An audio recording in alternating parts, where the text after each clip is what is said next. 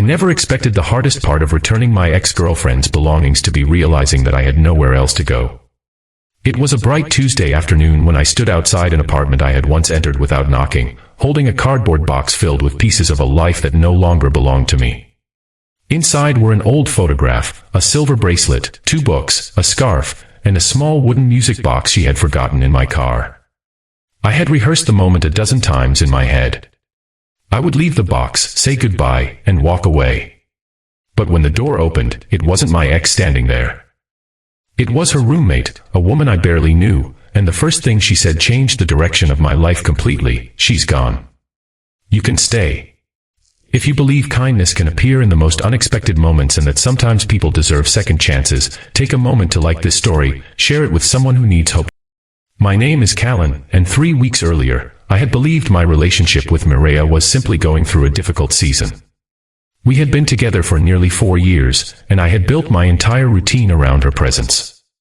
Then, one ordinary evening, she told me she needed to leave.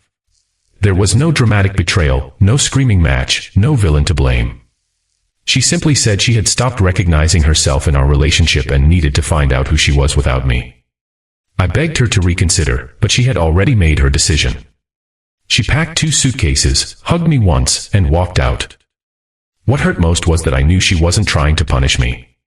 She was trying to save herself. I spent the following week sleeping on a friend's couch after my landlord sold the building, carrying my remaining belongings in the trunk of my car. Pride kept me from asking anyone for help, even when I had no idea where I would sleep next. That afternoon, I drove to the apartment because Mireia had left behind a few personal things, and I had found the rest while cleaning my car. I thought returning them would finally close the door on the past. The woman who opened the apartment door introduced herself as Sienna, Mireia's roommate. She looked surprised to see me standing there with the box. I explained why I had come, and she quietly told me that Mireia had already moved out that morning. She had accepted a job several hours away and had left before sunrise. I felt an unexpected emptiness. I had spent weeks preparing myself to see her, and now she was simply gone. Sienna noticed the exhaustion on my face, the old car parked outside, and the fact that I kept looking at my phone as though I expected someone to rescue me. Then she asked where I was staying. When I admitted that I didn't really have a place yet, she looked toward the empty hallway and made that unbelievable offer. She told me the apartment had a spare room, the lease still had several months left, and if I needed somewhere safe while I figured things out, I could stay. I almost laughed because it sounded impossible. This woman barely knew me, and I had just arrived carrying the belongings of the person who had walked away from me. But Sienna explained that she had recently lost her older brother, and during those months, strangers had helped her in ways she never forgot. A grocery clerk had quietly paid for her food when her card declined. A neighbor had left meals outside her door. Someone at the bus station had noticed her crying and simply sat beside her without asking questions. She said those moments taught her something important. Sometimes you don't help people because they deserve it. You help because one day you might be the person who needs help. I accepted her offer, promising that I would contribute to the rent and find work immediately. The first few days were awkward. I kept expecting Sienna to regret her decision. I slept in the spare room with my suitcase beside the bed, trying to make myself invisible. During the day, I searched for work and repaired an old bicycle I found in the building's storage area. Sienna worked from home, and every afternoon we crossed paths in the kitchen.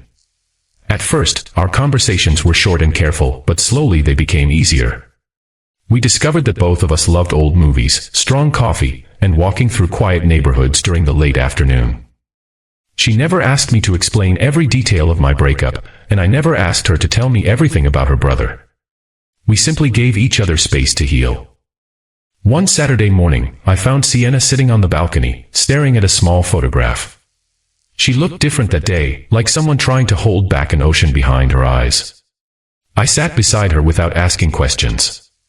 After several minutes, she finally told me about her brother and how guilty she felt because their last conversation had ended with an argument over something meaningless. She had spent years wishing she could go back 5 minutes and say something kinder.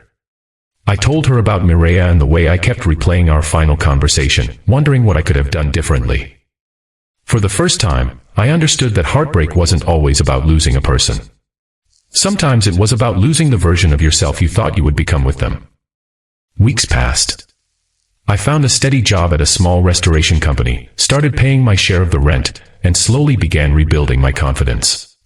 Sienna also began changing. She started painting again, something she had abandoned after her brother died. One afternoon, I returned home carrying groceries and found her painting sunlight across an empty room. She smiled and said the room no longer looked empty to her. It looked like it was waiting for something new. Those words stayed with me. Then, one afternoon, a message arrived from Mireia. She said she had heard that I was staying with Sienna and wanted to know if I was okay. For a moment, the old pain returned. But instead of feeling angry, I felt strangely calm. I realized I no longer needed an apology, an explanation, or another chance with her. I simply wished her happiness. I replied honestly that I was okay and that I hoped she was building the life she wanted. Then I put my phone down.